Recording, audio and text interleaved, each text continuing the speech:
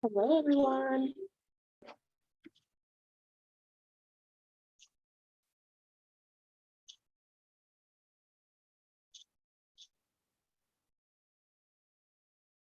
Hello, Gypsy. How are you?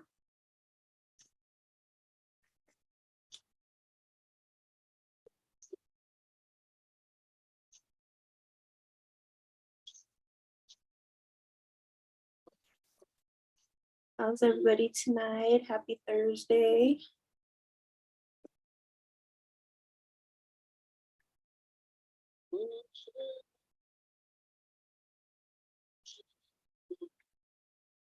I'm doing good.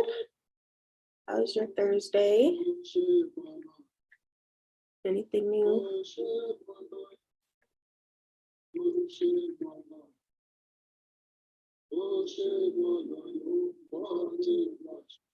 Getting everything set up here. Welcome. Welcome to everybody coming in the room. We're streaming on TikTok and YouTube. Oh, you're still working?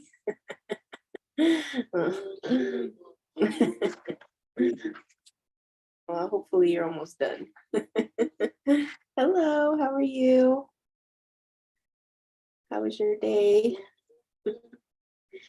Is it Verda?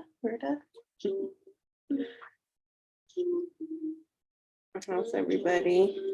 We're still working. We're getting off work. You have a question? What's your question? Hi, Althea. Today we're going to be doing spiritual Q&A and talking about shamanism. You know, we never know where our lives will go. Oh, okay, Verda. How are you? Where's everybody joining from? Is it snowing where you're from? Is it sunny? Is it bright? What's the temperature? Today was actually really nice where I'm from. I'm in Colorado right now. It was actually a really nice sunny day. But I know in Sedona it was pretty snowy and cold. Hi, April. Hi, Sylvia. How are you tonight? Georgia is warm but rainy. You know, I just heard that it doesn't snow in Georgia.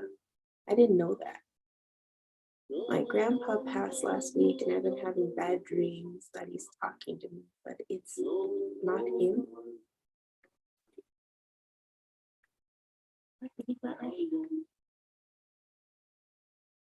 It's not him. I don't think I understand. Kansas City.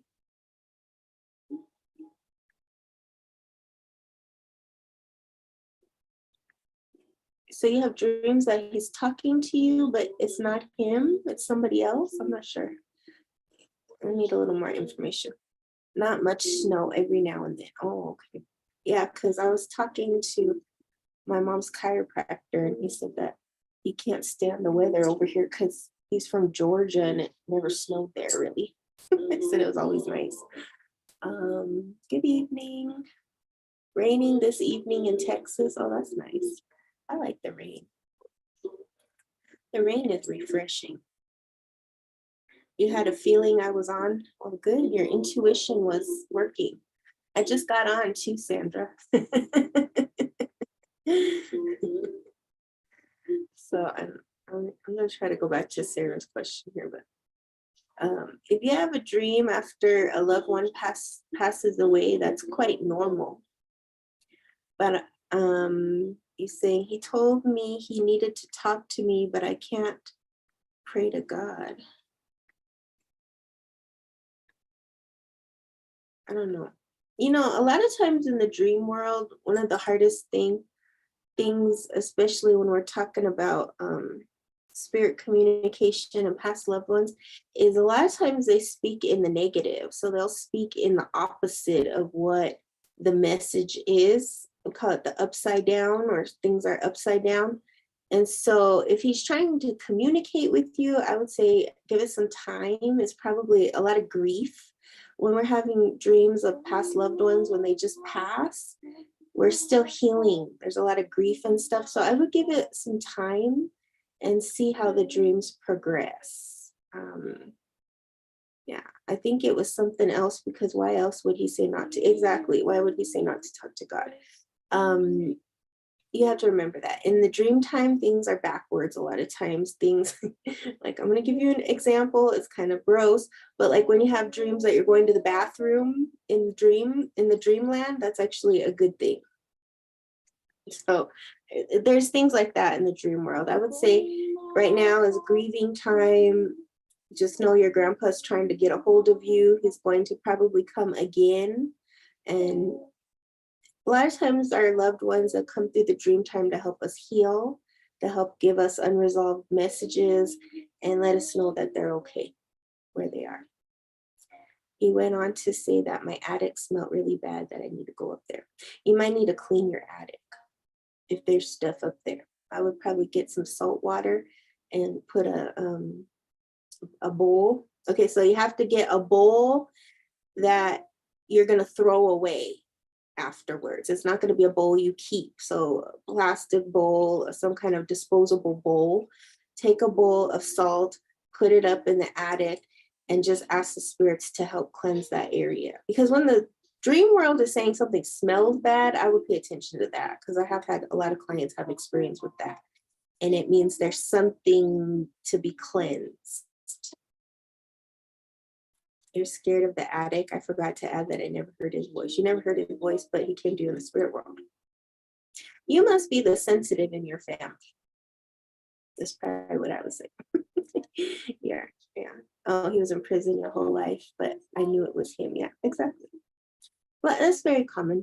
When people pass, they go to the descendants and they bring messages, and it's probably something he wishes he could have resolved in his life too, because he never knew you. But the spirits,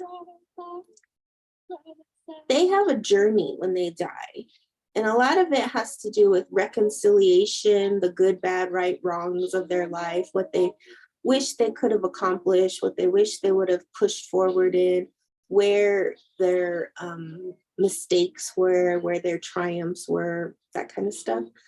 So they go through what we call the soul review or the life review, and they go through their whole life and they look at all that stuff.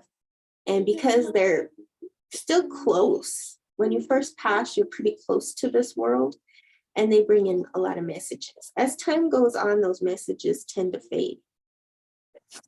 I believe that dreams have a certain frequency. Yes, dreams are everything. Dreams are everything. And if you look at any ancient culture, they will talk about dreams a lot. Dreams, dream manifestation, lucid dreaming. Those were arts, and they were practiced by a large majority of people. There was something else there with me. Could be. There could be other stuff there. There could be stuff going on in your own life. Yeah, that's sleep paralysis. You're awake but couldn't move. Yeah, that's just a really deep dream state, and you could have been lucid dreaming. There's a lot to the dream world, and I guess Sarah is kind of opening our conversation up to the dream world. And what is the dream world? Why do we spend more than half of our lives dreaming?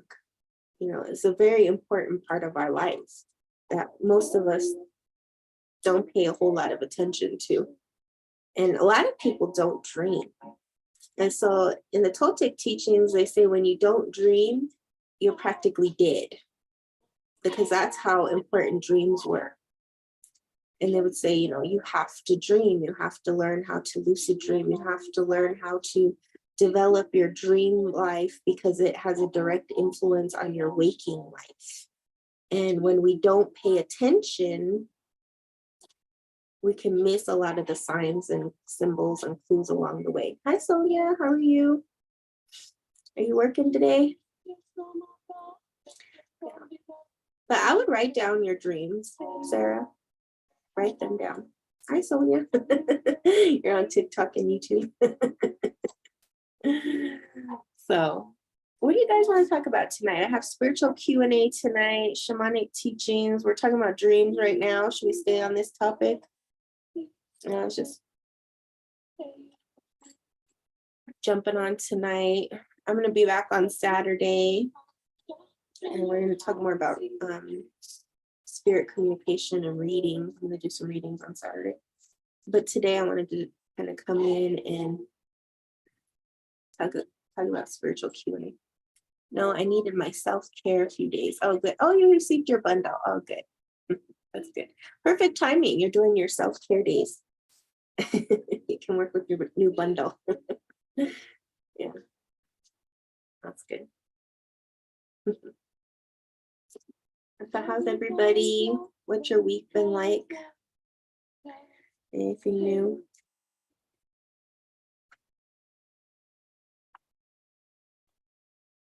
Today is Thursday. We have one more day until our week is over. How's everybody in YouTube land?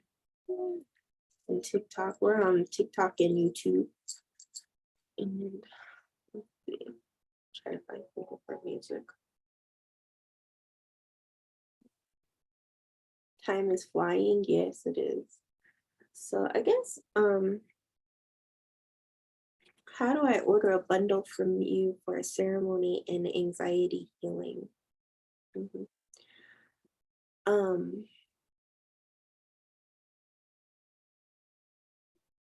You can email me, SongBirdGrandMother@gmail.com. I have my link for my love bundles. And so if you wanted, you could purchase one of those and then just say, I want this for anxiety healing, or you can just email me and then we could talk about it. I'll send you a video of me making your bundle, and then I send you the tracking number and everything. And then I give you a ceremony kit so that you can activate your bundle. But I think I'm gonna put an actual link up, but you can email me or you can go through my website. I dream almost nightly of family members, especially my cousin. She dreams of me the same as well. Yeah, that's good. When you're dreaming of people you know, it means you're actually dream walking. Okay, sounds good, Gypsy. You know how when you dream of somebody, that means we call it dream walking. It means you're walking and dreaming with that person. And when you're walking and you're dreaming with that person, then if you practice it, you can meet up in the dream world and you can do stuff. We call that like dream manifestation. And all you have to do is tell that person, I want to meet you in the dream time. You want to dream walk with me? And then you practice meeting at a place. So before bedtime, you'll say that person's name and you say, tonight we're going to meet by the park or something, like a place that you both know. And we're going to meet at this place. And then you keep practicing until you meet. Some people get it the first time, some people it takes longer, but that's a way to build up your dream walking. Are they dreaming about you? Sometimes not. Usually what we say when you're dreaming of somebody you know, you have a message for that person. So you have to pay close attention to that dream. And a lot of times you'll reach out to that person and say, you know, I was dreaming about you last night. Is everything okay? And they'll say, oh, I was going through this or that, or something was going on with them. And you're picking up on it, you know, psychically, telepathically. And so it's a good practice though, because this is how we build up that dream connection, is that we can, you know, we can meet people, we can talk to people, we can astrally travel, we can do a lot of stuff. You can manifest what you're working on in the day life, you can manifest in the night life. It's a whole practice. It's a whole practice. What about nightmares? Nightmares are clearing stuff. Nightmares are unresolved fears, traumas. Nightmares are our subconscious way of telling us what's going on. What's going on. And sometimes people don't have dreams, they have a lot of nightmares, is because they have a lot of unresolved traumas and fears and anxieties and things that need resolving in the shadow. Why did I dream about my ex-best friend who had a child with my ex? I haven't talked to her in years. It might be unresolved healing. There might be something still unresolved there, and or it depends on what they're doing too in the dream. Sometimes people reach out to us in the dream world and try to heal the unresolved traumas of the past. What about night terrors with kids? Yeah, kids are clearing things. You know, there's a lot to that night terror thing with children. It's kind of a what we call it, a development of the brain. There's something that's happening with the brain. It's psychic. Most kids have night terrors at a certain age, and a lot of it is because of growth in the brain. Sometimes it's anxieties and fears. Sometimes it's past life stuff too. So you kind of have to ask your kids, you know, if you have night terrors with your kids, get a selenite. Get a selenite and a bell. This is what I do with the kids who have night terrors. I put a selenite next to their bed, and every night before bedtime, I say, you're spiritually protected. And, you know, if they believe in angels or whatever, you can say, you know, the angels are around you now. And it's more like a mental thing, but it's a spiritual thing too. But definitely get a selenite. She was messing with my new boyfriend. I was hurt and angry in my dream. I would say in that instance, you're still resolving that. And I would also like, you know, go into, has this event blocked my love life, or how has it closed my heart? Because maybe it's your subconscious way of telling you, I'm ready to open my heart again, and I'm ready to love in a more full and complete way. And I would look at it. My oldest had a lot of them, but my youngest, none. Isn't that interesting? Yeah, sometimes it works that way. Some kids have more than others. Some kids have that, and then some kids wet the bed. You know, there's a lot of things kids do because in the dream time, they're experiencing it more intensely. Kids are more intensely connected. As we get older, we lose our connection and we have to work on building it and continuing it. However, with kids, they're super psychically connected to the dream world because they're closer to it.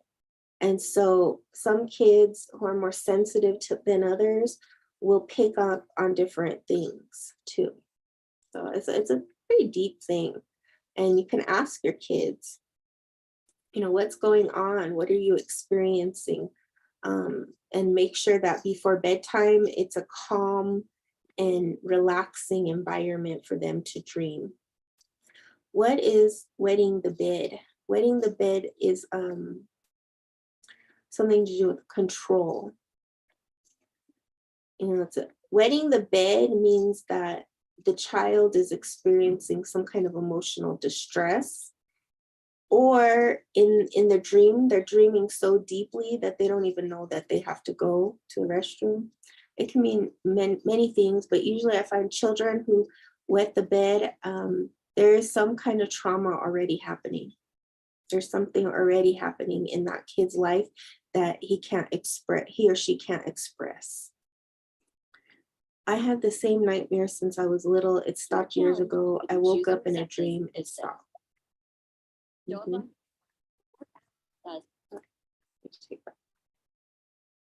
Yeah, that's very common, unresolved dreams. So what will happen in the dream time is that when we have the same dream over and over and over again, it's giving us a message. It's trying to tell us something.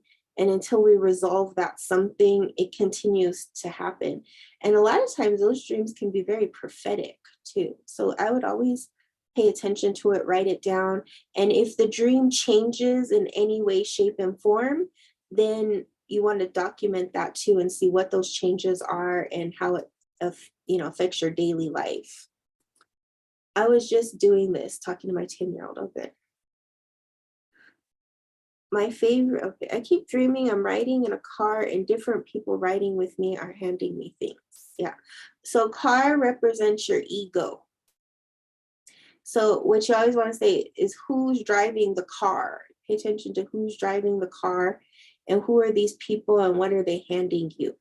And is it a big car, a little car? You know, car is symbolic of ego. My favorite is waking up and still being in a dream and you have to wake up again. Those are dreams within dreams. Have you ever seen that movie? Was it Inception? That's what they were talking about. What could it mean in a dream if a person is covered in a blue light and says you aren't supposed to be here? You're not supposed to be there.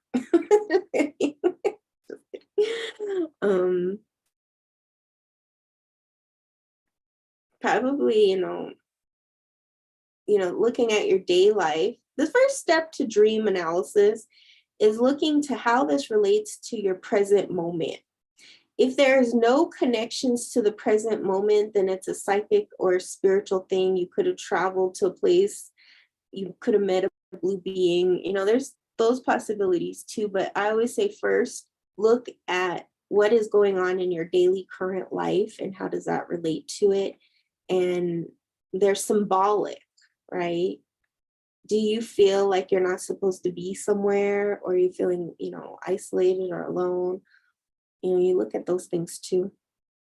I'm a passenger in the car. It's a mid-size sedan. The passengers change. Mid-size, yeah, so pretty balanced.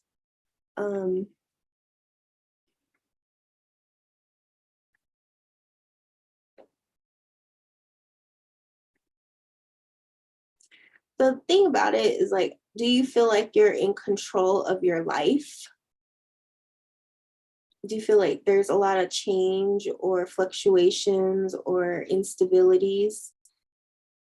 I would look at that first. And then the next thing I would look at are, like, who are these people? What are they saying? What are they representing? Where are we going? Looking at those things, and then how does it relate to my daily life?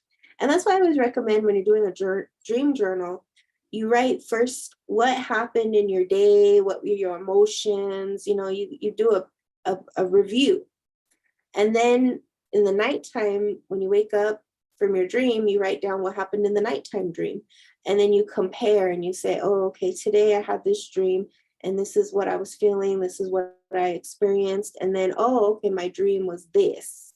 And then you can see what was happening in the night or the day versus the night, and what are the correlations. That's the first step of dream analysis. Then, depending on the dream, you go deeper into spiritual and psychic stuff. I remember you telling us that we have to write down our dreams. Sometimes I just can't remember. Yeah, and even if you don't remember, you put don't remember. When you're doing a dream journal, and I have dream journals, if you click on my link, I have spiritual notebooks. I have dream journals in there where it can help you to organize it. And the thing is I would, even when you're not dreaming, still write not dreaming, because it will help you with dream recall. That's the biggest thing you want to develop in your dreaming, is dream recall. I want to recall my dreams. And part of that is building a muscle. And so even if you don't remember, you just say, okay, don't remember. And then you keep going with your dream journal. Yeah, feeling out of place, not supposed to be here. And then you think about the blue light. What does that mean? Blue light. How do you interpret blue light? I just ordered one of your dream journals. Oh, that's awesome, Amanda. Let me know how it goes. Are you Native American? Yes, I'm Native American and Korean. My daughter, Sandy, is very intrigued with energy and natural medicine. She's been wanting to set up an altar in her room with herbs and spiritual stones. Can we do a spirit guide ancestor reading? Oh, yeah, Virginia, I'm not doing the paid readings anymore. I've changed my look at it. And so I'm going to be doing spirit guided readings on certain days, and the next day will be Saturday. Otherwise, you're going to have to book a session through my website. I was doing some research here on TikTok this last couple days, and something I don't like about TikTok is there's a lot of scammers on this app. And the scammers will go into readings, and they will, people getting their readings, they'll pick them out and stuff. And so that's one aspect I didn't like about the reading thing. And then the second thing is I wanted to make it so that, for this live show, I don't really want to make it where it's like just doing a bunch of readings. Because I do readings all day long. If you want a reading, get a good reading, a real reading, one-on-one in my website. Because I feel like these little mini readings, while I'll still do them on occasion, they're not really what I want to do. Just to be, honest, it's not what I want to do, because I like to connect to people more deeper. And I feel like you don't get to do that on here. And I see a bunch of people on this app doing all kinds of weird readings. And I'm like, I don't want to fall into those categories. Sorry. I understand. We will do that for your website. Yes, thank you. You know what I mean? I'm new to TikTok, really. I haven't really been on this app all that long. And I'm not trying to be like that. Okay, I find that when I'm woken abruptly, I don't remember or lose my dreams. Yeah. Yeah. Oh, thank you. That's the problem with alarms. You know that you could get, thanks for all the hearts. I'm not sure what that is, but okay. But there's a Zen alarm clock you can get. Hi, Susan. Look into Zen alarm clock. They used to sell them at stores and stuff. You could probably get it on Amazon or something. But Zen alarm store clocks, because the Zen alarm clock, what it'll do is it's like a light.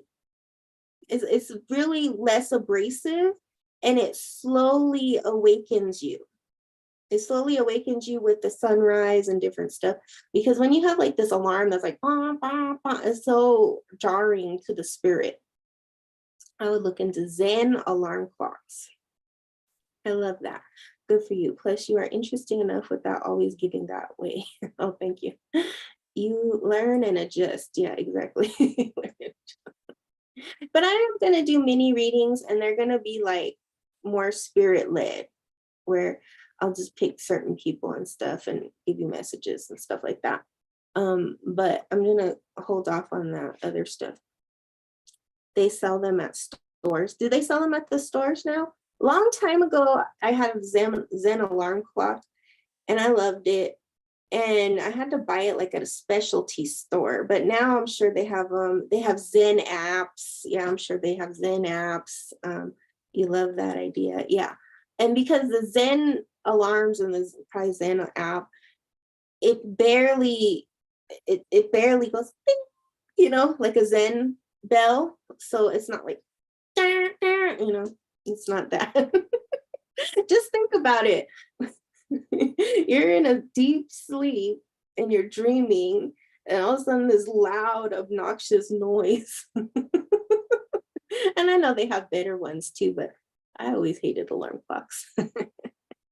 Hi, question. I can be on the couch, not asleep, but dream, but I'm awake and then I fall asleep.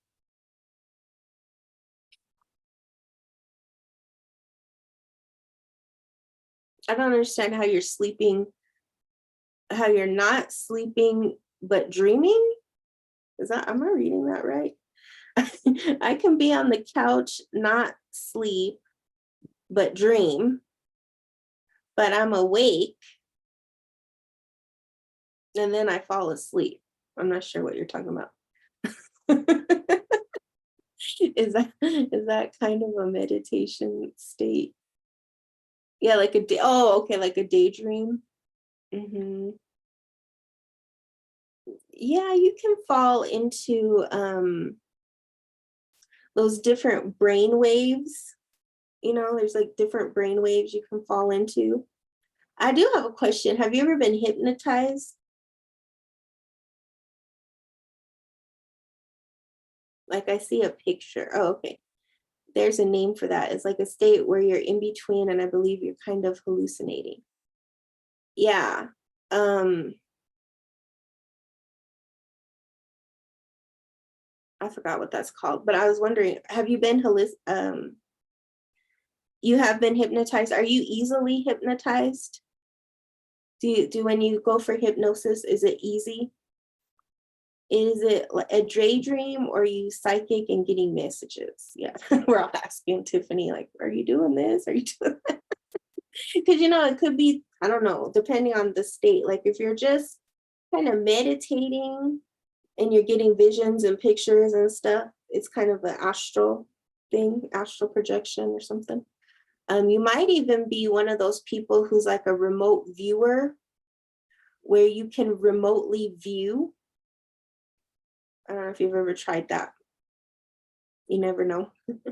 It was only an awake past life regression hypnosis. Did you find it easy to go into that hypnotic state? You might be somebody who's easily like sensitive to going into those altered states. Yeah, daydreaming. I think it's a little different than see, I was going to try that to help my anxiety. Then today my friend told me about EMDR therapy.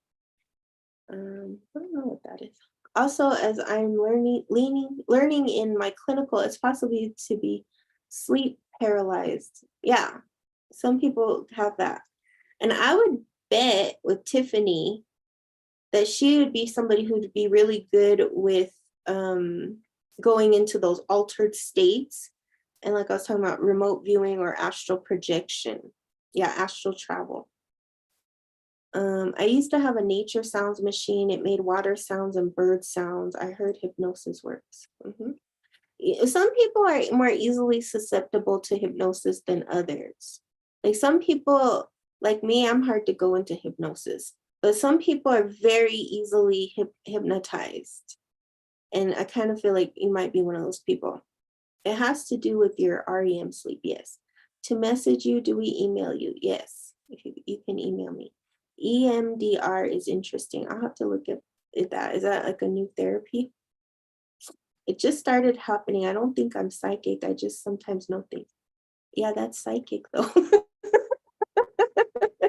Tiffany, you're cute. I just sometimes know things. Are those sometimes knowing things right though? I'm thinking about learning EMDR so I can be able to help more individuals with trauma. Oh, awesome. Yeah. Oh, okay, good. I'll have to look it up. There's a lot of good therapies and things right now. Much better than in the years past. But I'm laughing at you, Tiffany, because I used to have a really good friend and she was incredibly intuitive and empathic and like she had all these psychic abilities. And every time I'd be like, you're psychic. And she'd be like, no, I'm psychic. I just know things.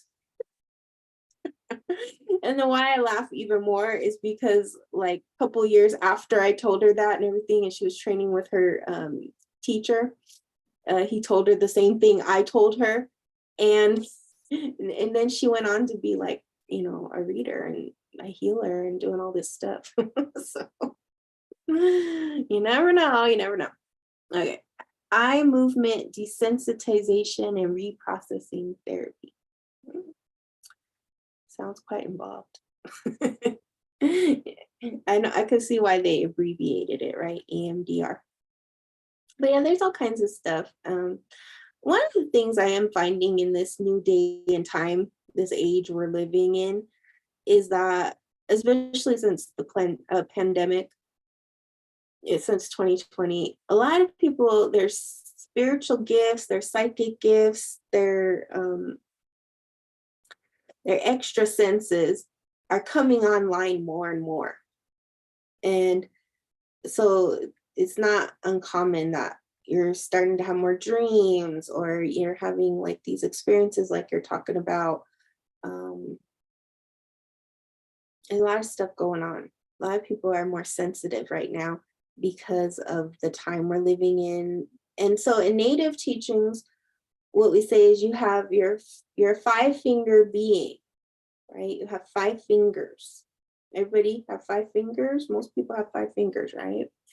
And you have your 5 senses, okay? But then you have your other senses in between your fingers. So as a 5-fingered being, you have the unseen and the seen, okay? Your 5-fingered being.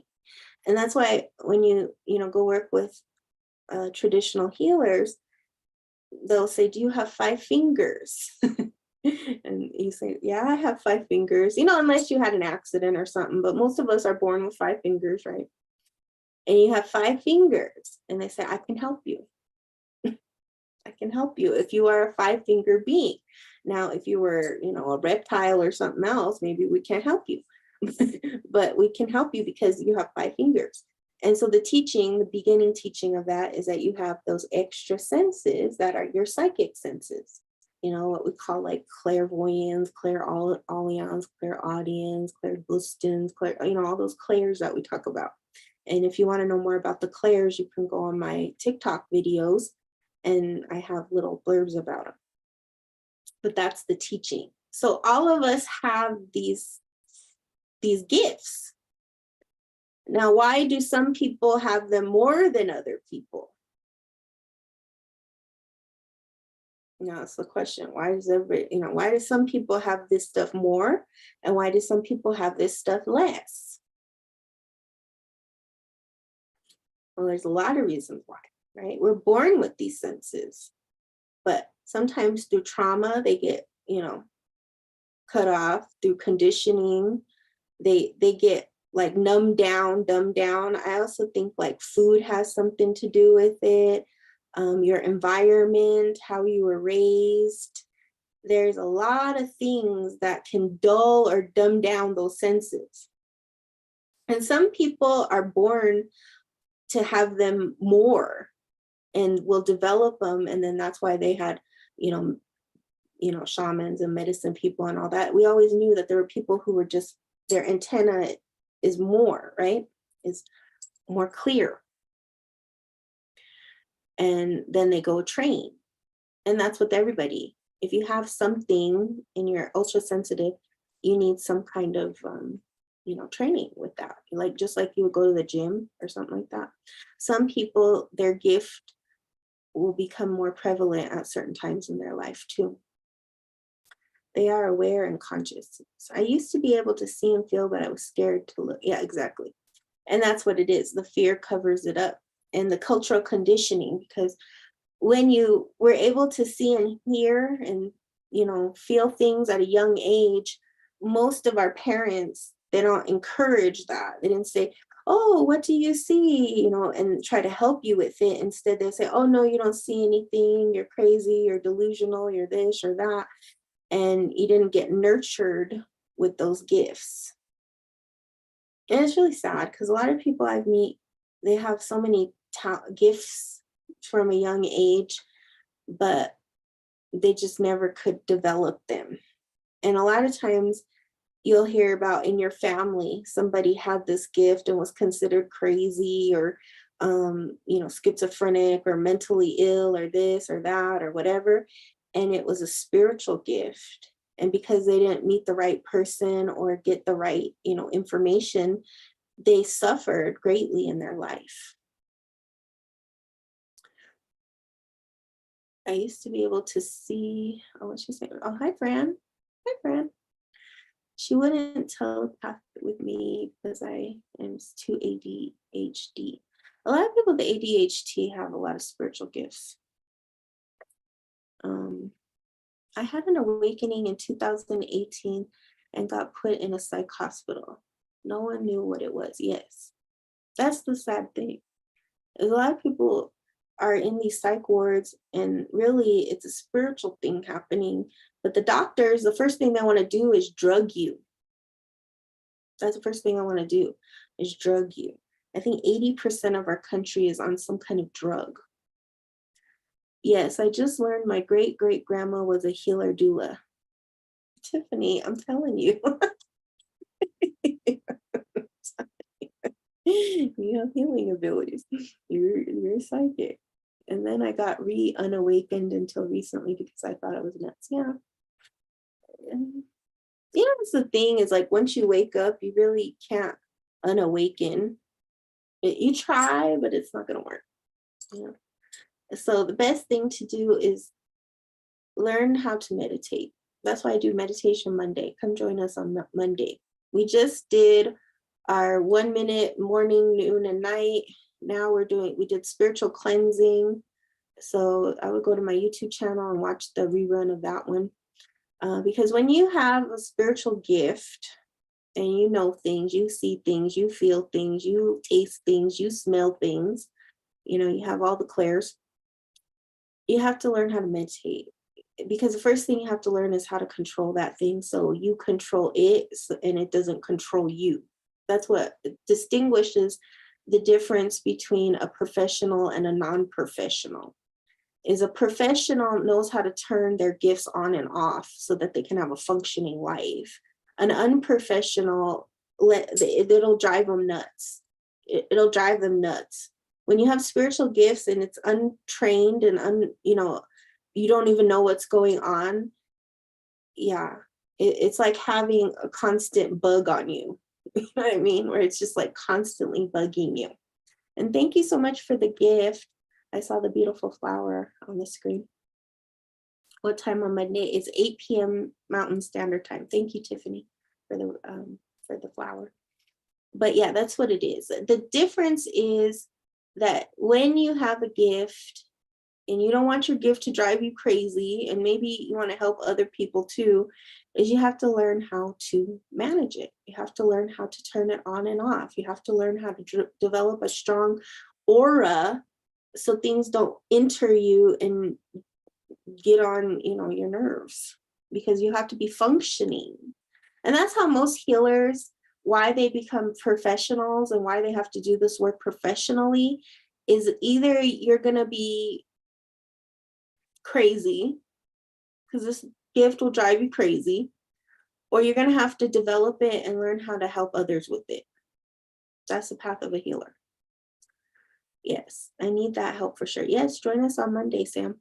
I've been trying to meditate, but mine comes with some random things out to wear, but still do try to meditate morning and night. Yeah, just do the 1 minute in the morning, 1 minute in the afternoon, 1 minute in the evening as you build your spiritual muscle. It's a muscle. Meditation is a muscle. Imagine if the world valued meditation, because it takes just as much time, energy, and effort to be a really good meditator as it does to be a doctor, a lawyer, a judge, or, any of these high paying professions. In fact, it takes more. A lot of times it takes more to become a really good meditator and clear your mind and not have all that junk. In the end, it brings you long-lasting happiness and peace, which for me is way more valuable than a lot of those professions. I'm not saying that it's more valuable, less valuable, but I think all doctors should learn how to meditate. All judges, all professionals that you pay all this money to, they should definitely learn how to calm their mind. I've noticed is projecting like thoughts or words on other people. I think, yes, it is. Yes, shape on meditation, 1 minute and then increase over time, plus behaviorally reinforcement is key. Yeah, but start with the meditation, and also too, like, one of the things that will stand in the way of your spiritual gifts is trauma, fear, anxiety, those things. So meditation will help with that. And then some people, it's therapy, going to talk therapy, trauma therapy, some kind of therapy where you can heal those things so they don't interfere with your happiness and joy. Trigger healing, that kind of stuff. It's not an overnight process. But my undergraduate degree was in psychology and sociology. And one of the things that I didn't like about psychology was it doesn't address the spiritual hole that most people are experiencing in their life. It's addressing the behavior. It's addressing the emotions. It's addressing triggers. It's addressing all these other things. But traditional therapy doesn't go into the realm of spirit. It doesn't even address anything spiritual. They just say, oh, you're delusional. Oh, you're hallucinating. Oh, what is it that you're seeing and feeling and experiencing? And, sometimes it is like a hormonal thing or something, but there's a lot of percentage of people, it's a spiritual thing. And traditional therapy doesn't address that. think in the years to come, we'll see more of that. But like, with AA, they address it from a spiritual standpoint too. They at least understand that addiction is a spiritual hole. There's a reason people become addicted to stuff. And sometimes when you're an empath or you have psychic gifts and abilities, you're trying to turn them off. You're trying to turn them off. And why you're trying to turn them off is because you don't know what's going on. It's scary. You want to be normal, all that stuff. And so people will turn to drugs and alcohol to numb out, to not feel those things. Medical has no spiritual, and I see so many that is spiritual. Yes. I know it's not a complete holistic thing. And this is where I want to come in with a behavioral psych background and spiritual. Yes, I'm terrible at meditating, but if I smoke, I can hear them really clear. Yeah, some people are like that. Because, like if you're smoking cannabis, what do they call that? People become paranoid.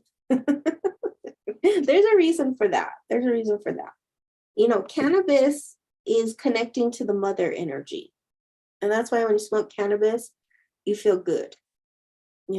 Most people who smoke cannabis, they actually feel much better. Their pain and suffering goes away. That's the numbing, right? And then with tobacco, you're connecting to the masculine energy. It's a masculine plant. It's a masculine energy. So sometimes, depending on if you have addictions, like if you're addicted to tobacco, if you're addicted to cannabis, you're having a mother wound or a father wound that you're trying to heal. Serenity prayer is a good one. Yes, serenity prayer is a great one. I used to connect my late mother with that herb. Ain't that something? I just said as the mother. You get paranoid, anxiety, all high, had to stop. Yeah. As for some people, it's soothing and it's numbing and you're connecting to the mother and you're getting more spiritual stuff. And for others, it's going to create more paranoia and anxiety.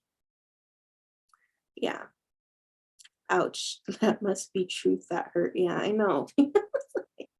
That's the thing about, in shamanism, we're taught the truth will ring a certain way.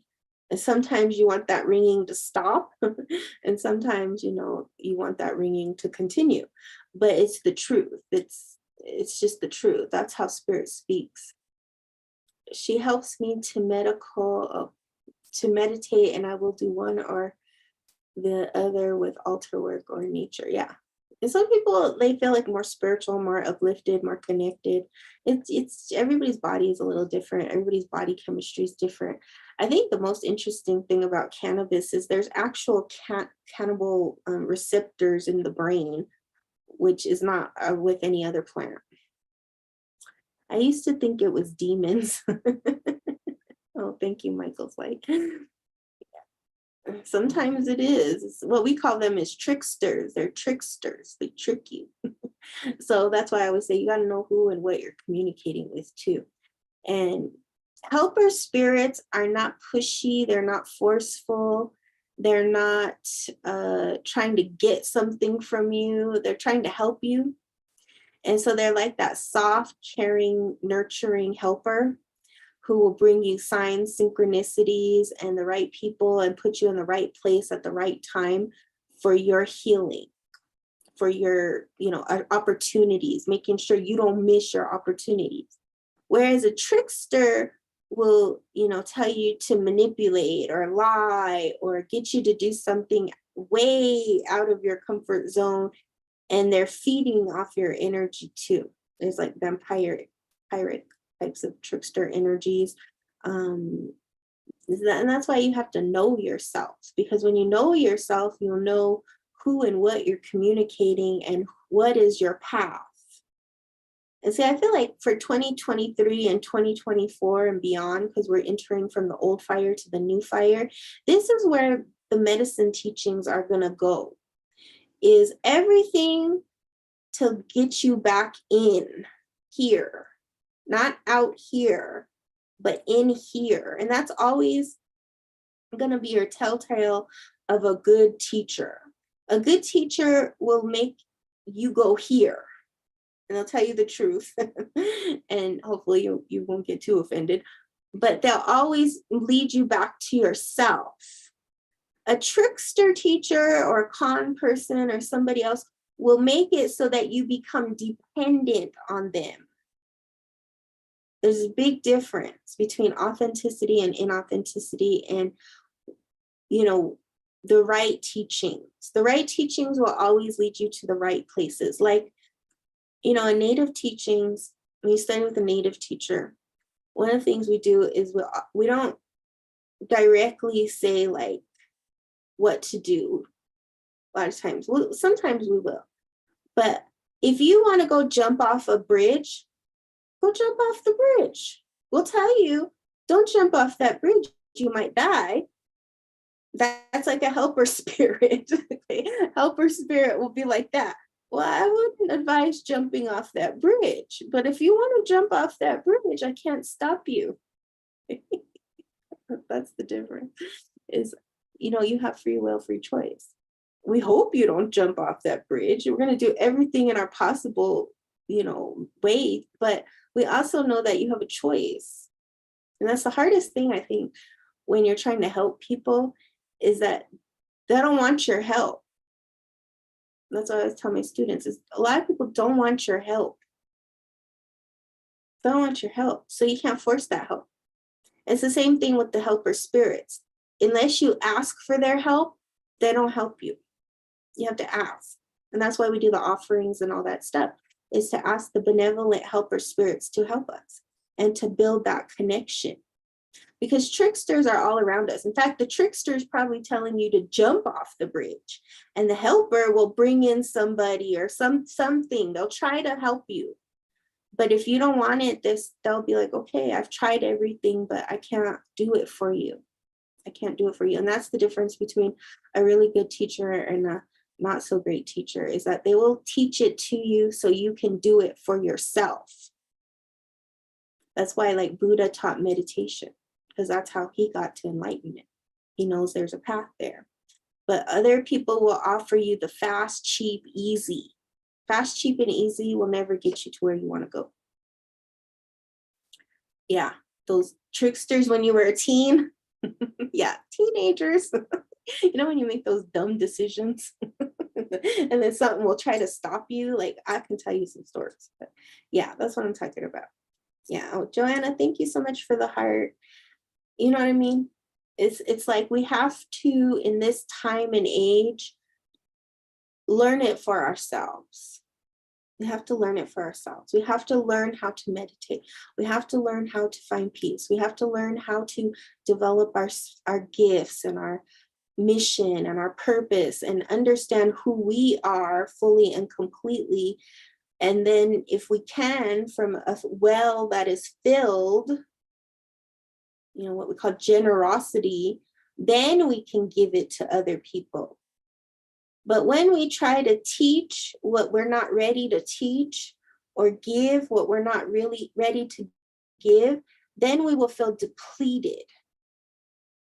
And that's why I love this generation, because there's a lot of talk about self-care, self-nurturing, rituals to calm down, to do trauma work, to, you know, we have all these new tools that the previous generations didn't have. It was like, suck it up, be a man, you know. But now it's like, no, we need to heal, and we need to do self-care, self-rituals. We need to take care of ourselves. We need to find balance. We need to express our emotions. So we have much more teachings. We have more teachings and more wisdom about how to take care of yourself. And then the Toltec teachings, the first thing was always to take care of yourself. You had to take care of yourself. And they had all these rituals and traditions and teachings about how to take care of yourself. And then from there, you could do your purpose, your mission, your whatever, right?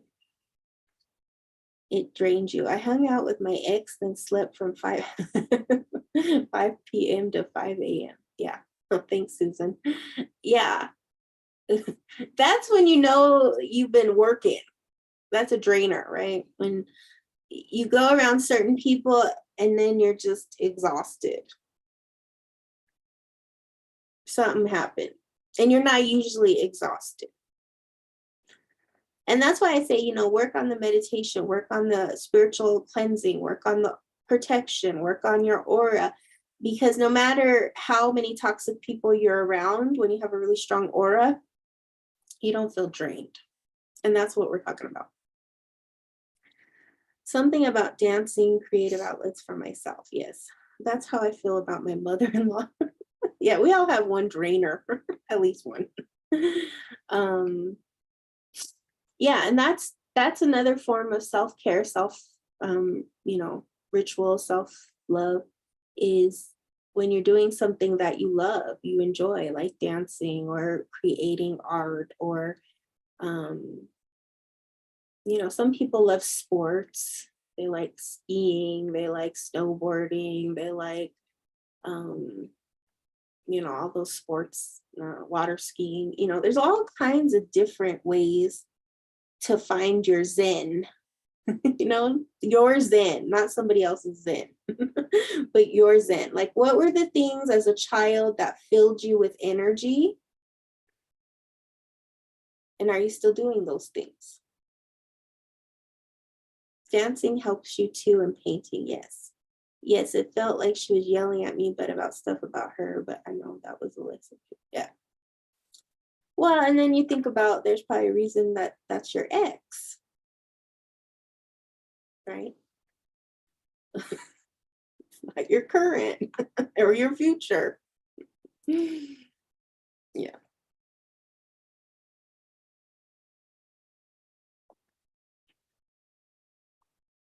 So yeah, there's many, many ways that we can fill ourself, fill our cup, fill our fill our soul. Because one thing that I think in this coming time that people are really going to have to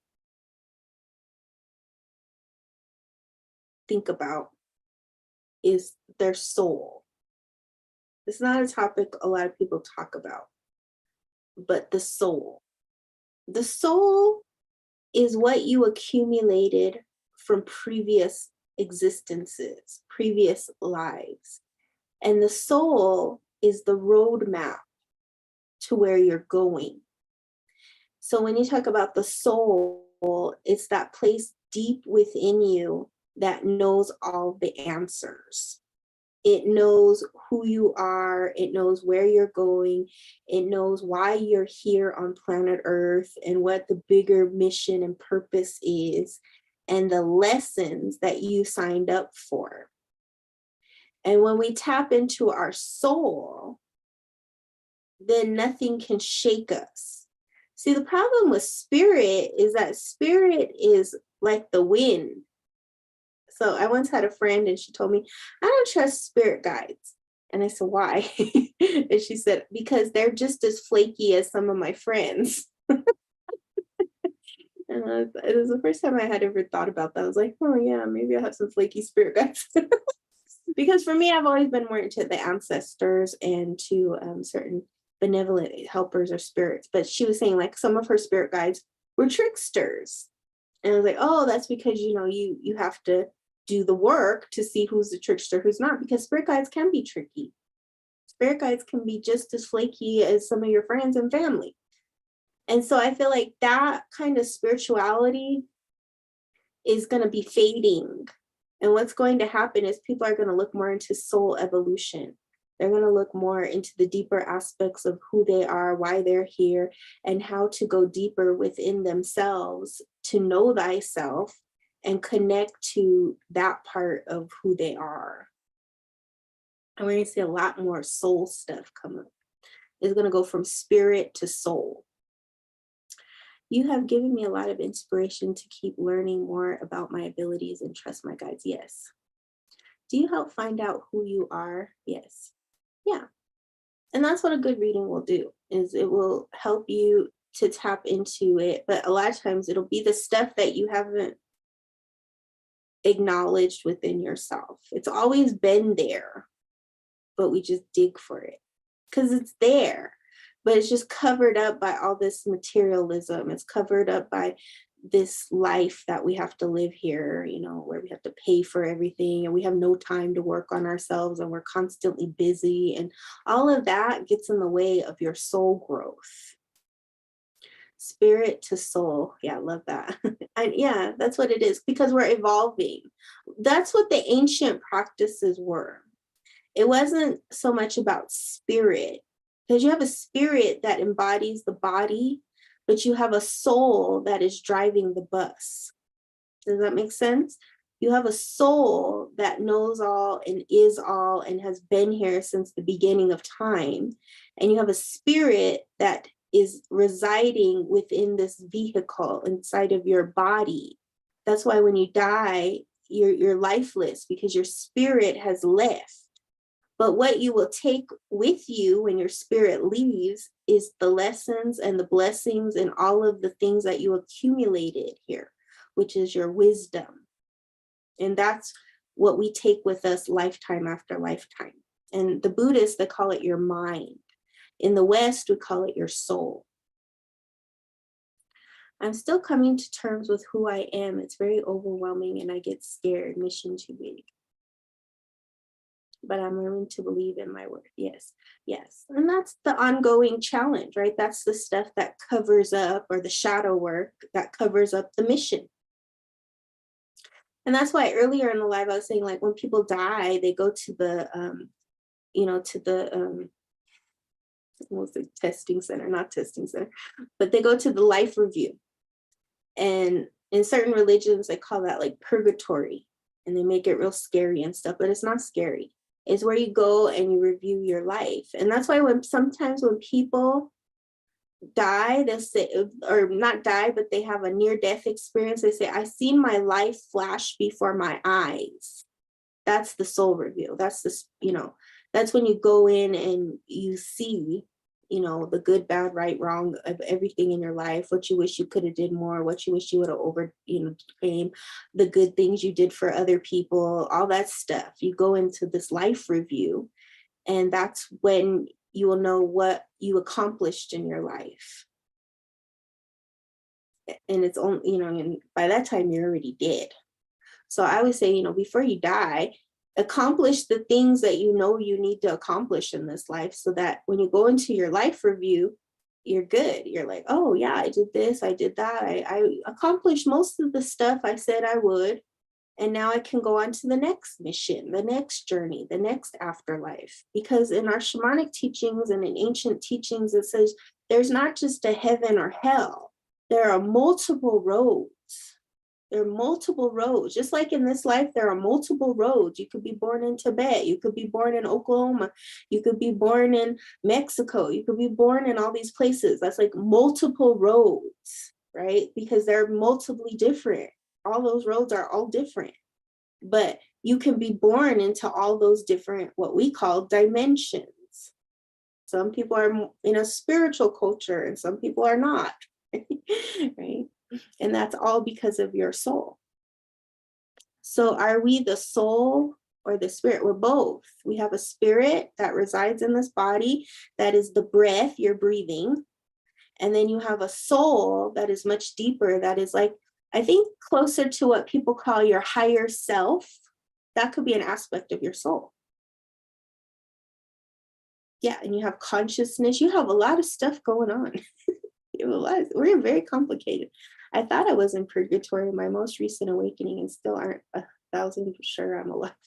Yeah, that's what I always say. A spiritual awakening is like in the cartoons when that character gets hit by a bus, and then they're spinning and their hair is still on fire and they're just like spinning. That's after the spiritual awakening. It feels like that. And you don't quite know if you're alive or dead or what, because it's like a bus just hit you. Yeah, it's a bus that just hit you. It's a bus and you're spinning, right? And then at some point you'll stop spinning. Okay.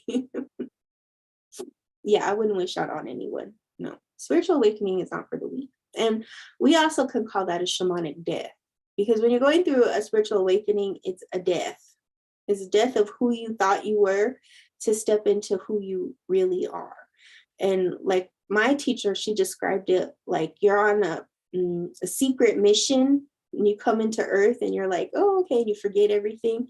And then the spiritual awakening comes and calls you home and says, hey, remember you said you were going to do A, B, C, D, E, F, G. It's time to wake up. You got to start waking up. And then when you start waking up, you're like, yeah, it's the 2x4. Exactly. It's 2x4. Does the work literally spin and feel like a brook closet and you open? I'm not sure what that means, but you did say it again. Oh, wait, hold on. Does the world literally spin and feel like a book closed and you open? Yeah, it's like that. Spiritual awakening. And there's a lot of triggers to a spiritual awakening. Death could be a trigger, somebody close dying to you. It could be spontaneous. There's usually some kind of catalyst to it, a breakup, something. So I had a death after the awakening. It was very confusing, still healing from it. Yeah.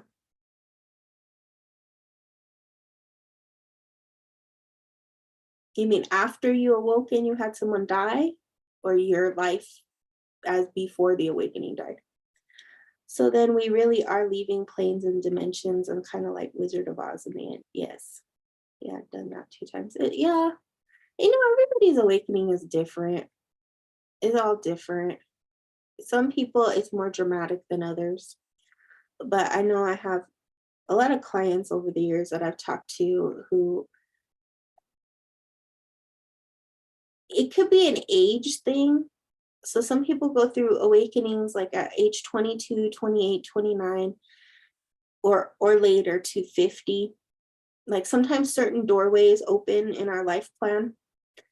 And then other people, it is like somebody close to us dies, a relative or something, and then we go through this grieving process that opens our heart and it opens up other things within our life that have always been there. The thing is that they're always been there. It's just now it's more prevalent or more prominent where you can't ignore it, you can't numb it, you have to feel it. You have to feel it. And because you've never felt it before, it's intense. It's not that they haven't been there. It's just that now you can't numb out. Nothing's working anymore. You can't drink. You can't do what you would usually do.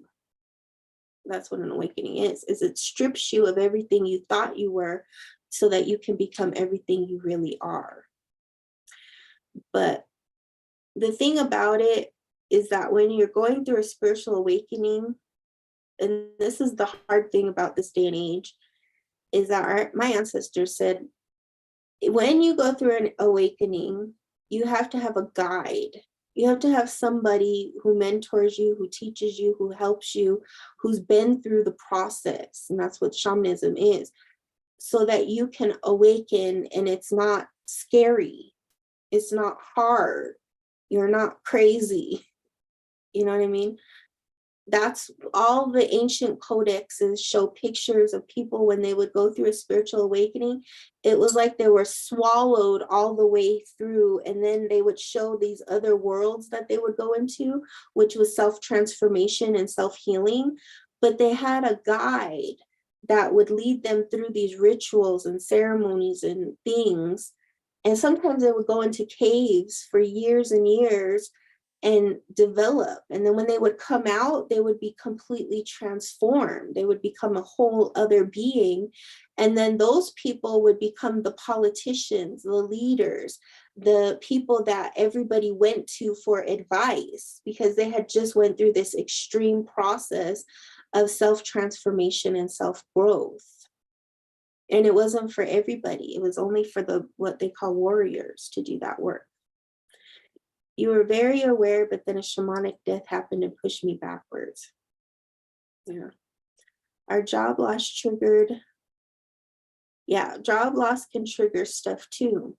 That's why like 2020, a lot of people went through a spiritual awakening. And now I guess the guides are like on YouTube, TikTok, whatever. Right? But in the years past, you would have somebody hold your hand through the process and help you. And still, with a guide and going through those extreme processes, a lot of people don't make it through those rituals and ceremonies because they were so intense. I mean, imagine living in a cave for years. Imagine being celibate, not being able, and celibate didn't mean just refraining from sex. That wasn't what the ancients meant by celibate. Celibate meant not speaking to anyone. It meant going into a cave in total silence and darkness. And that's what they meant of to be celibate in the ancient times. It was refraining from everything and everyone, to go sit in darkness and silence and to know yourself and to receive your soul. Right? So in this day and age, nobody would do that. Very few people are going to do that. We talked about that on my last live, but you talk too much for that. You talk too much for that. Yeah. But when you go into the silent retreats, and they do have silent retreats that you can go and watch nowadays, or you can participate in, and it's transformative. It's transformative to go into a silent retreat.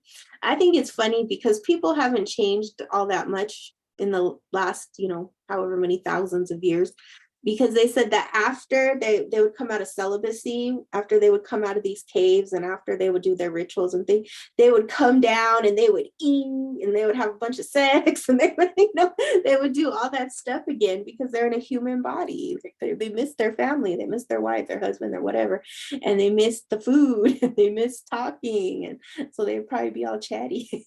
But they had come out of something so profound, and it was life-changing, life-altering.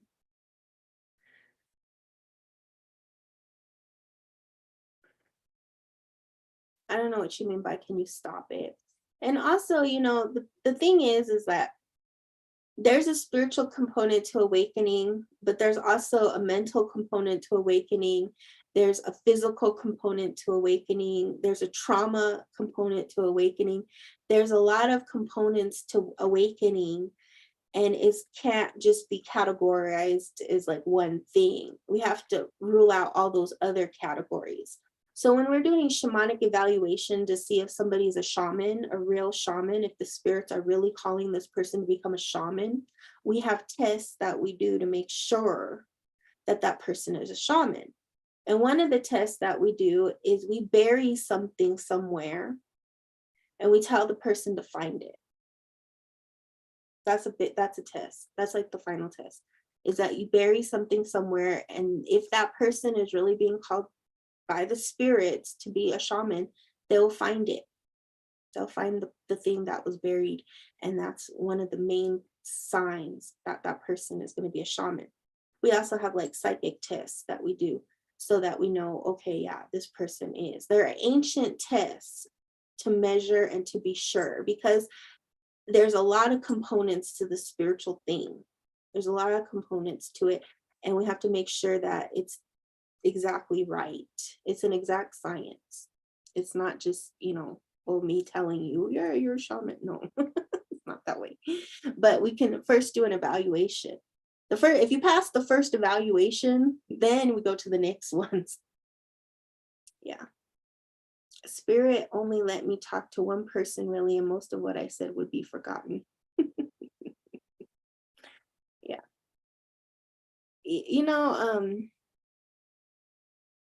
Silence is a gift. And I think it's a gift we don't value too much here in our world. Oh, thank you for subscribing, Joanna. What happens to the person if they don't pass the test? Nothing. They don't become a shaman. But we will try to see why they're having the voices or whatever symptoms they're having, because a lot of times people have spiritual psychosis and they think that's a calling to become a shamanism, when it's just spiritual psychosis. So we have to find the right treatment, right therapies. We have to do spiritual cleansings and figure out what is really going on inside of that person. So sometimes it's a mental disorder, like they're having like chemicals in the brain are not firing or not operating correctly. Sometimes it's trauma. Most of the times it's trauma that has entered them. So we call that spirit possession. And, we find out the diagnosis. Because what will usually happen is after we do the spiritual cleansing and we do the other things and those voices, if they still persist, then we'll do the shamanic evaluation. And then if they pass that, then we know, okay, this person is meant to be a shaman. We do the crossover ceremony, which is the ceremony to become a shaman. And they could deny it. A lot of people will go right up to the line of becoming a shaman and know that that's their life purpose and mission and will be too scared to pass. But what will unfortunately happen to that person is that they will suffer greatly because the spirits don't just leave. They'll keep bugging them, bugging them, bugging them, bugging them, bugging them until a certain time frame has passed. It's an involved process. But if they are not a shaman, then we will evaluate those other things. It's usually spiritual psychosis or something else is going on with that person. That's why we do the evaluation. You'd love to be tested by a group. It's not a group that would test you. It's a teacher that would test you. It's a trained shaman that would do the test for you. We don't do that in a group setting. I hope not. Could be my ego. Thought I was a miracle since we're all miracles. You know that we're all miracles. But I think in this day and age, people don't understand what this actually is because of apps like TikTok, unfortunately. Unfortunately, because this stuff is not on the internet, not English internet anyway. You can find this information in Korean sources or native sources, but it's not going to be on the internet because these are ancient rituals. These are ancient things that have been kept for thousands and thousands of years, and it's only through your destiny that you would even go through this process. It's a destiny thing. It's truly by destiny that people become shamans.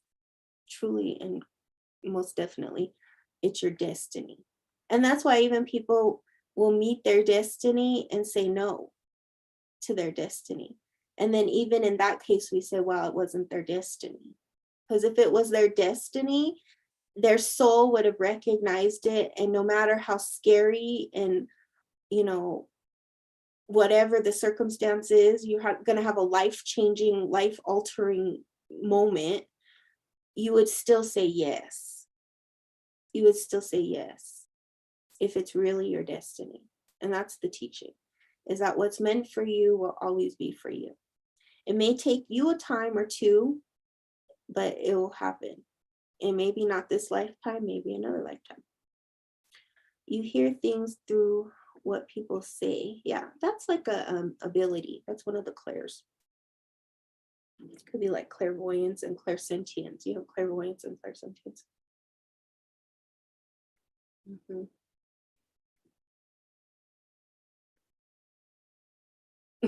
No, it's all over TikTok right now, and most of it's wrong. Okay, most of it's wrong.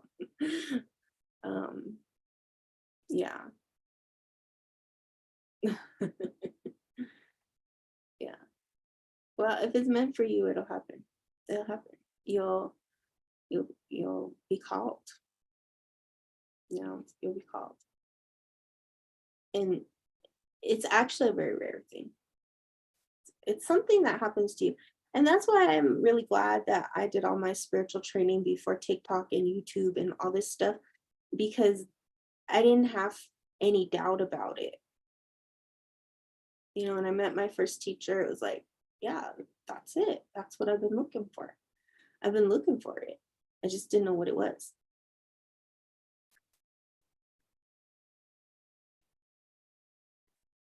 Yeah. It's like, you'll meet that person, you'll know it. And then there'll be an invitation. See, everything I do is through invitation.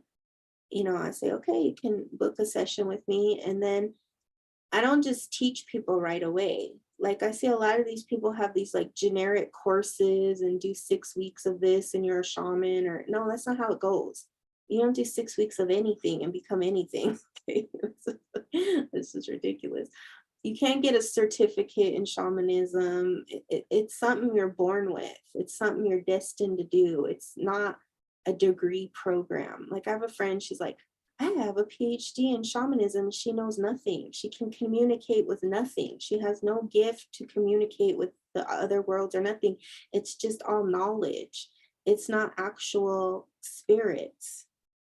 It's not actual anything. It's just book knowledge. That's not what shamanism is. A lot of shamans have the education of a third grader. In fact, there are 8-year-old shamans right here, right now, who do things out of this world. It's something you're born with, and nobody can teach it to you. They can help you and they can train you so that you can learn how to control it and manage it and, you know, be a functioning person in the world. But it's nothing somebody can teach you. Yeah. And that's why you need a guide, because you're going through things and you don't know.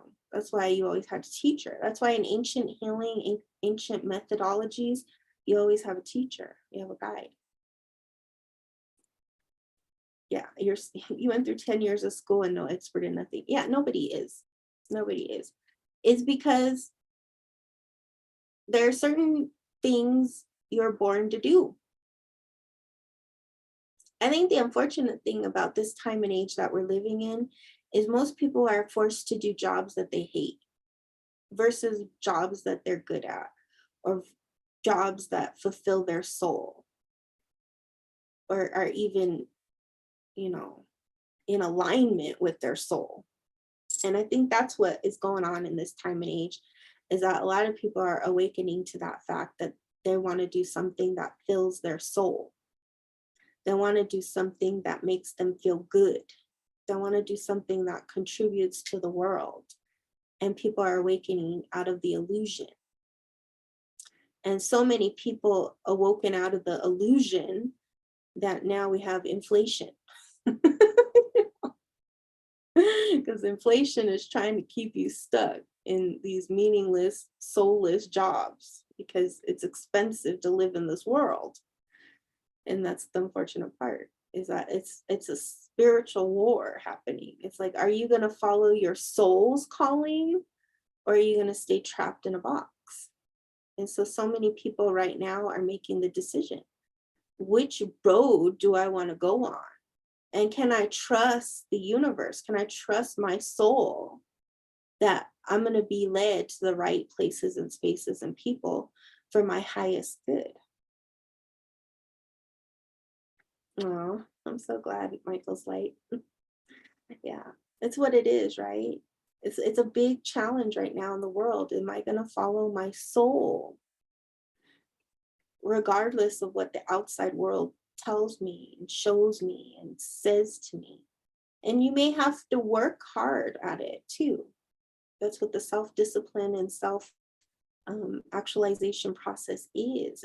It's like, what is my goal? And what are the steps to get there? What are the obstacles I'm going to have to overcome? What is the mental mindset that I'm going to have to be in to get there? You know, what is it really that I want that is not material, but is deep within my soul's calling? Something that maybe I wanted to do as a kid or a child. Something that, you know, has always intrigued me. Something I'm good at. People have told me, oh, I'm good at this. Those are the things that people have to look at now. What am I unique at? You know, that's why social media is amazing in that way, is that you see people expressing themselves in all different ways, shapes, and forms. And that's what they were born to do. And now through these lives and different things, we can express ourselves and have an audience and have people there who are in that same energy field. And so it's going to even get wilder with the whole AI stuff and the whole virtual reality and all that stuff, it's going to be like, a tool for us to do our soul's work. And it's also going to be distractions because the technology can suck you in. Yeah, I basically died at birth, and the doctor who saved me was there only for a speech. Have kids. I literally opened a book and wrote down my strengths and weaknesses halfway through this talk tonight. Oh, good. Yeah. You your seer right there. What are your strengths? What are your weaknesses? What are you doing in your life that is working, like really working out good, that you feel good, that you want to keep, right? Your family, your friends. Maybe you do have aspects of your job that you really love. Maybe it's just not the pay that you want. Maybe you're in a soul-sucking job and you need to change it. Well, what are the steps to get you out of there? Because one of the biggest things people always tell me when they come in for a reading is, well, I don't know what I'm supposed to do. I don't know what I'm good at. I don't know, because they've been stuck in a monotonous hamster wheel for too long that they've forgotten what they really enjoy. And so we have to dig, we have to dig, we have to dig. And then as we dig, we find a lot of shadows like self-worth, confidence, procrastination, self-sabotage, all those shadows that we have to overcome. Yeah, we have to overcome those things. Loneliness, isolation, fear, anxiety, worry. There's a lot of things that can stand in the way of your soul growth. And that's why this was always called a warrior's path. Because it was only the warrior who was courageous enough to rise above those things, those shadows, or what they called in ancient Greek, the hero's journey, like the Odyssey. Has anybody read that book, The Odyssey? That's an excellent book to read to talk about these concepts. Joseph Campbell did awesome work around archetypes and the soul journey. That's what we're talking about when we talk about soul journey. You had all of that. Yeah, we all do. We all do. And it's only the warriors who will overcome it. The hero, as they called it, the hero or the Hera. The Hera. Right. Yeah, it's a great book. It's a classic book. I try to read it every year. The Odyssey is such a classic book. I always get something different out of it every time I read it, and the writing is so beautiful. It's very poetic. But that's what we're talking about, is the hero's journey, because you need that to overcome all the obstacles that will come in your path when you really start to work on your soul. Because when you start fulfilling your soul mission, you have a lot of obstacles come your way to test. That's the test we sign up for. Yeah, the Iliad is good too. That's what we're talking about, is that when you step into your path, don't be afraid of the obstacles that will come. Don't be afraid of the problems you will encounter, the challenges, the people, the naysayers, the everything that will tell you, oh, you can't do that, or oh, you're not good at that, or oh no, that all that stuff will come up. And that's why they always say, like, don't tell anybody. When you start to embark on your soul's journey, don't tell anybody. Tell yourself, tell your notebook, but don't tell anybody. Because when you start telling people, that's when all the critics come and all that stuff, and they'll talk you out of it. Because people want to keep you where you are, because they're comfortable with where you are. When you start growing and evolving past where they are, that makes them very uncomfortable, because now I can't relate to you. Now you're doing better than me. So now I have to step up my game, but I don't want to step up my game. I want to stay where I am. And that's why a lot of people outgrow people, because you're trying to grow and evolve and they're trying to keep you stuck. Yes. Oh, yeah, they'll tell you you're crazy. Yeah, no doubt they will. They'll tell you you're crazy. They'll tell you you're messed up. Tell you, who do you think you are? All that stuff. And it's the unfortunate thing is it's always like people who are closest to you. Strangers will, can I help you? Oh, yeah, let me send you this person. Let me introduce you to my mentor. Let me do this. Let me do that. But the people who actually know you are going to usually be the hardest people in your path.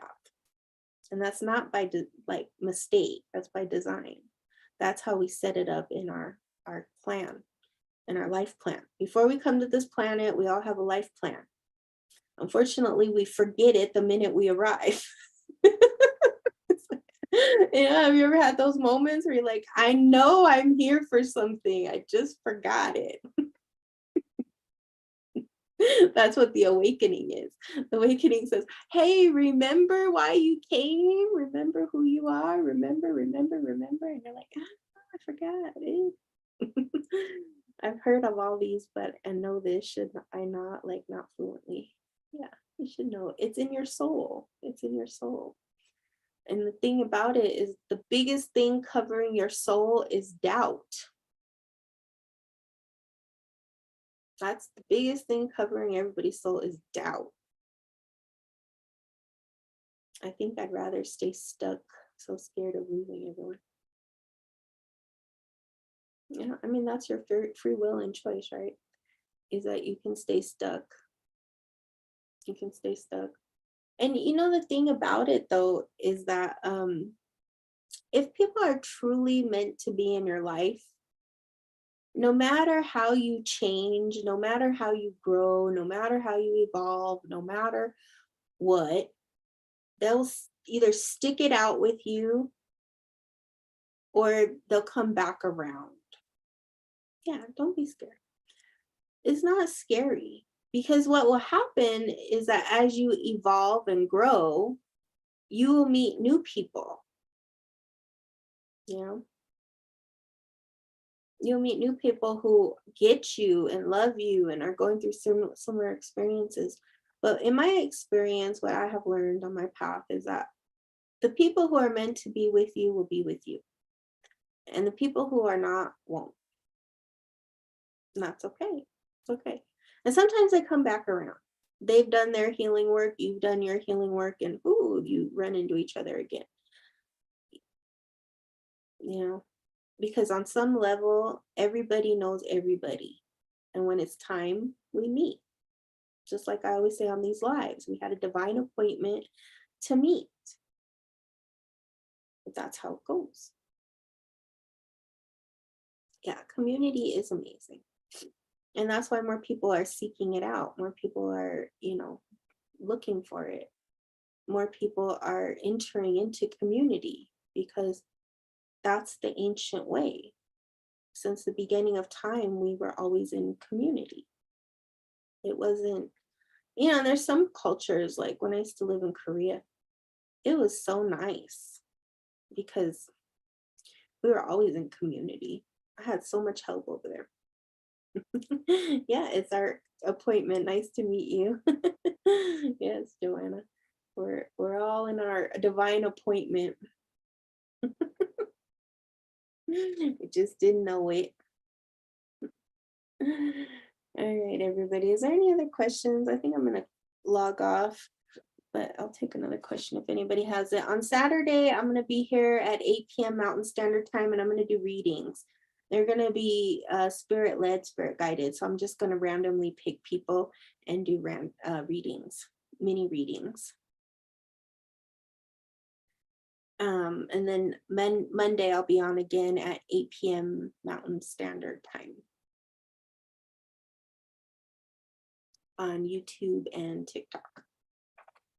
But I was like really happy about where our spirit discussion went. We started with dreams, we went into awakening, we went into shamanism, we went into everything. Yes, Saturday, 8 p.m. Mountain Standard Time. Yeah, thank you so much. Yeah, Joanna, I'll do a reading for you. You subscribe today. If you join in on Saturday, I'll do a reading for you.